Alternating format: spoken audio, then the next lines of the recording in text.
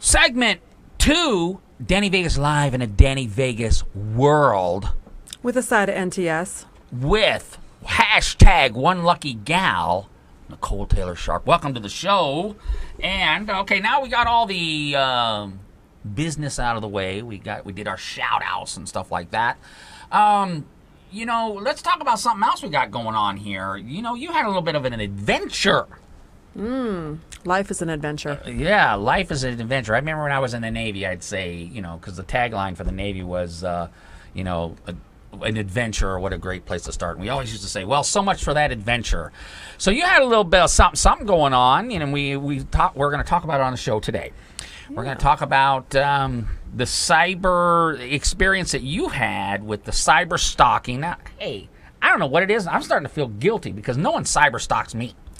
If it's welcome, it's not really a stalking.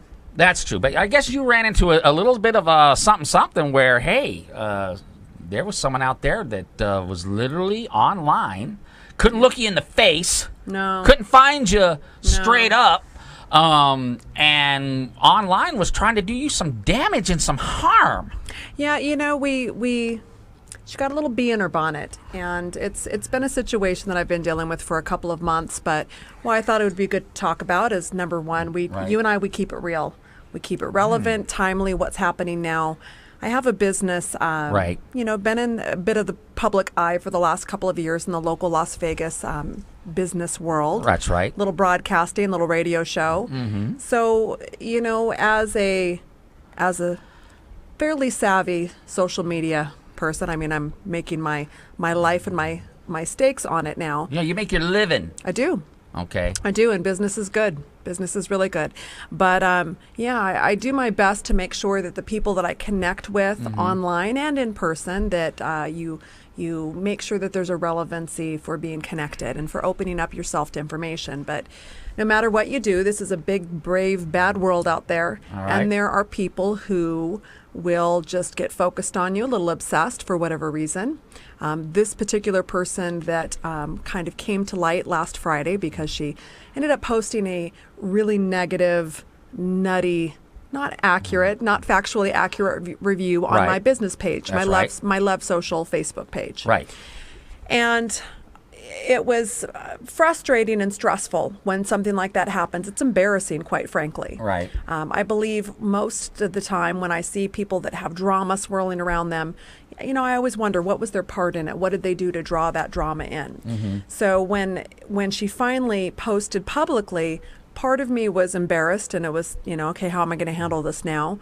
But the other part, because this, lunatic has been messaging me, texting me, finding other friends of mine around town, talking crazy stories, being a nut quietly and privately. Mm-hmm. It hasn't been something that I've shared with the public because it's just not appropriate. Right. But when she posted publicly, then it came down to the point, as a business owner and just as a person, how do you handle this? What do you do once your cyber stalker kind of makes a PR splash? There's a crisis management issue. So that's what I'd love to talk to you about if you'd like to. Well, hey, that's the whole part of this segment. We're going to talk about what do you do when something like that happens. And it can be from all kinds of reasons. As a sociology major, it took 5 years to get my 2-year degree. Thank you.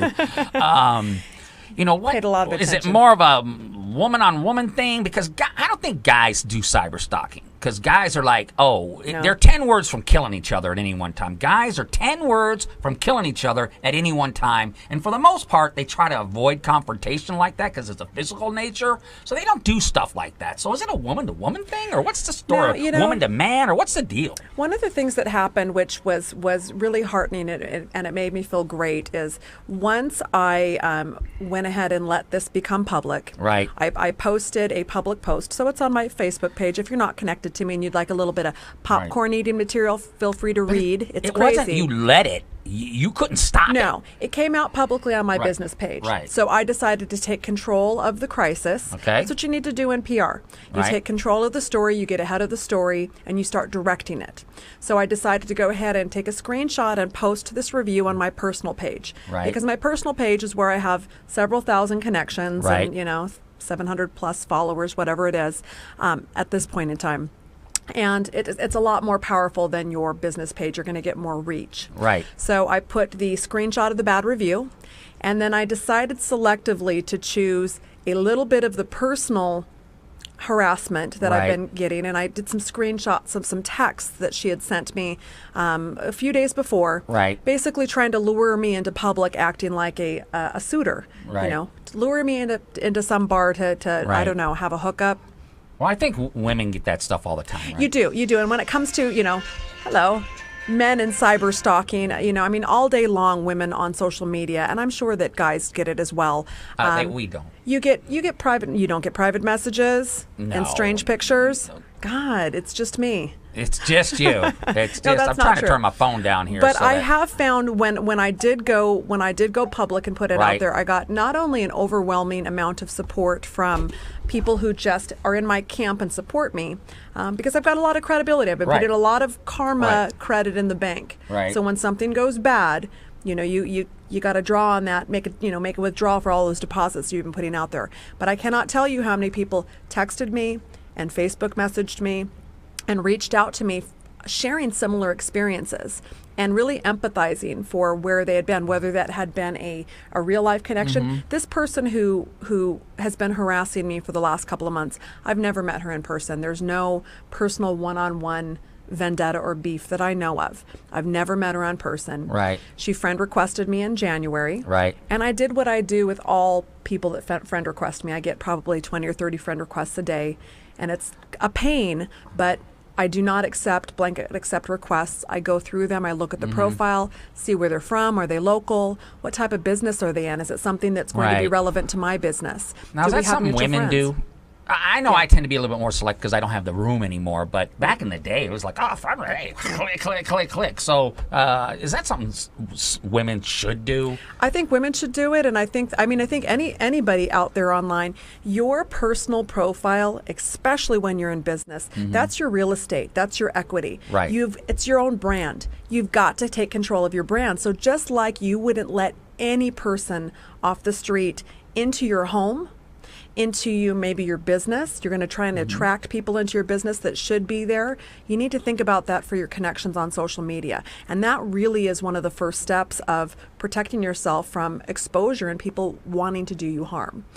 So. Well, it's going to be interesting because we have a segment coming up that it's part 4 of a 4-part series about being single in Vegas. And Nicole literally is the last of the 4 that we've had. So we're going to talk about that and, maybe this social act. Because I thought about that because really you're really the closest person to me that really has had to deal with this. I mean, you hear stories about, this person went wacko on my social media and this person's social media and that person. But, I don't really pay attention to it because that never happens to me. Not yet anyway. Yeah. And but you're about the closest person in my inner circle that this has happened to. And I'm really thinking like, gee whiz, you're in some ways somewhat powerless.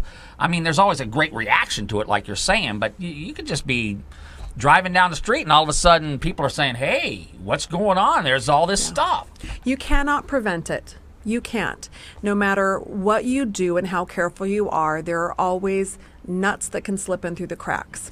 And when someone does something to try and damage your reputation and harm you on digitally, you cannot prevent it, but what you can do is then take management and control of it once it happens. And I got to tell you, I think in every situation just like this one, life gives you lemons, you need to make lemonade. I got so many positive reviews, so much support, the engagement on my business page. Do you know how many client calls I've gotten in the last week since this broke? I mean, it has sent everything skyrocketing. So the intent of the evildoer, the bad doer, was to try and crush me, destroy me, lose business. You can turn that around and turn it into an asset, and that's what you need to do, and that's what I did. So thank you so much, sweetheart. It's been interesting. Looking forward to the legal service happening very shortly. Ooh, we'll be back right after this.